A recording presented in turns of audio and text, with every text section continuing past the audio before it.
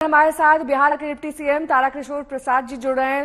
तारकिशोर जी, बहुत बहुत स्वागत है आपका आज तक पर। लेकिन जिस तरीके से ये मॉड्यूल, इसका नेटवर्क, इससे जुड़े दस्तावेज और 2 आरोपी जो गिरफ्तार किए गए हैं, एक बड़ी साजिश का खुलासा हुआ है, क्या प्रतिक्रिया है आपकी? पहली नहीं, निश्चित तौर पर बिहार में जिस प्रकार से आतंकवादी एवं राष्ट्र विरोधी जो अड्डे हैं उसको हमारी बिहार पुलिस ने ध्वस्त करने का काम किया है, डिटेक्ट करने का काम किया है। सर्वप्रथम मैं बिहार पुलिस को हृदय से धन्यवाद देता हूं।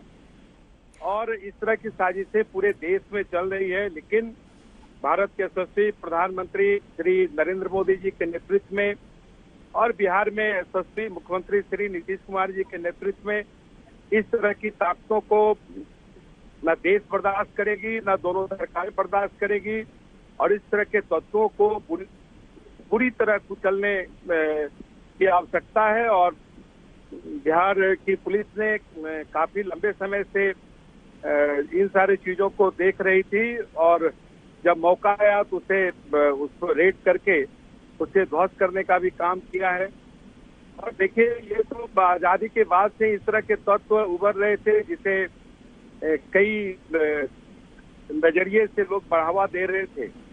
पाकिस्तान काफी सह दे रहा था, पाकिस्तान इस तरह के तत्वों को के अड्डों का अड्डा बना हुआ है, लेकिन भारत की जनता बिल्कुल बर्दाश्त नहीं करेगी। ऐसे तत्व कोई भारत की अखंडता को, हमारी भारत माता को कमजोर करने का काम करे। बहुत बहुत शुक्रिया तारकिशोर जी हमारे साथ जुड़ने के लिए। एडिशनल एएसपी बिहार के इस वक्त हमारे साथ जुड़ गए हैं, उनके साथ मौजूद है मेरे सहयोगी रोहित सिंह। रोहित, बातचीत करिए और सबसे पहले उनसे ये जानने की कोशिश करिए कि क्या ये महज शुरुआत है, क्योंकि पीएफआई की ओर से ये कहना कि ये सब कुछ मनगढ़ंत है, बेबुनियाद है, उनका कनेक्शन जोड़ा जाना, इसके बारे में सवाल करिए।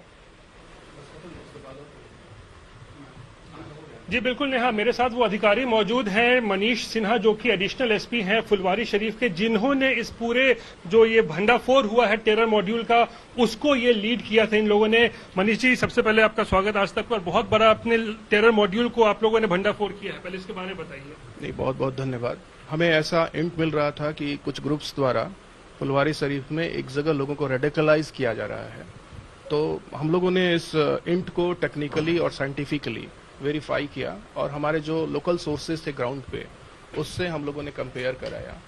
तो हम लोगों ने 11 तारीख को ईशोपुर एक जगह है, वहाँ पे नहर के किनारे मोहम्मद जलालुद्दीन, जो झारखंड पुलिस के रिटायर्ड पुलिस सब इंस्पेक्टर हैं, उनके घर के ऊपरी मंजिल पर एक पूरी मंजिल को सर्च किया।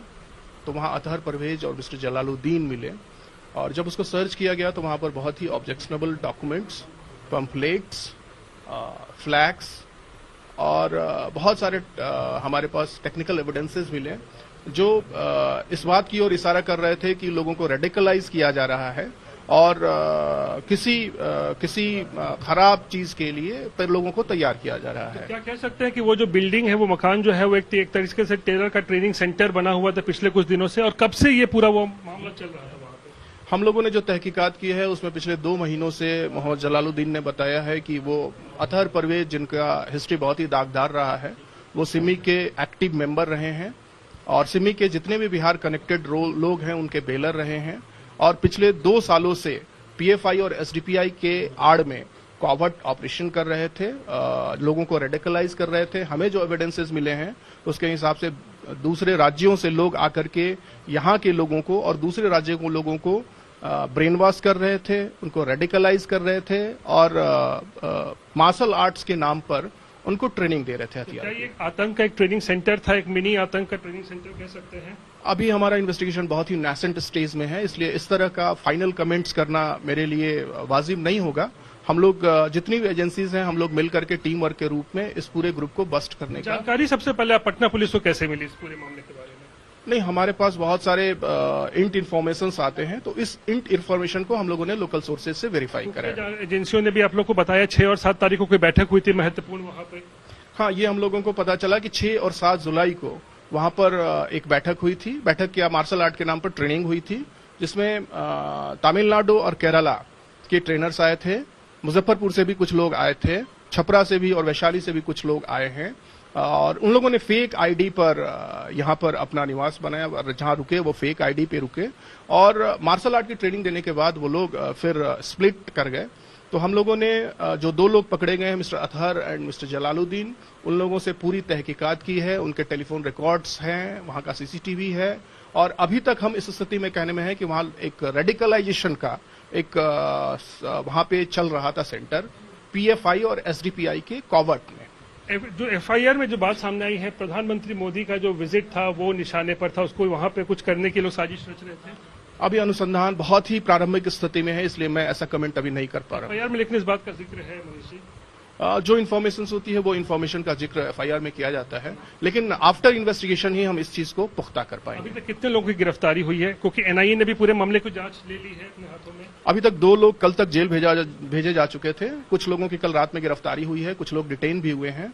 तहकीकात चल रही है। हमारी टीम 11 जुलाई से ही लगातार ऑपरेशंस कर रही है और हमें विश्वास है कि सारे एजेंसियों की मदद से हम लोग इस पूरे ग्रुप को बस्ट करेंगे।